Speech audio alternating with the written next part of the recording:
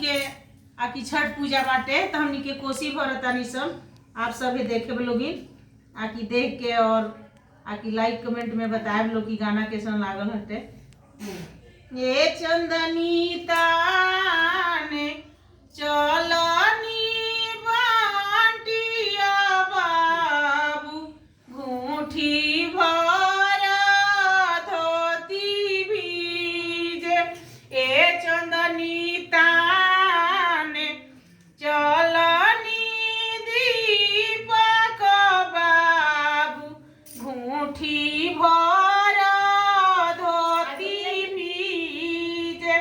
ए चंदनी ताने चलनी मास्टर साहेब घूठी भर धोती भी।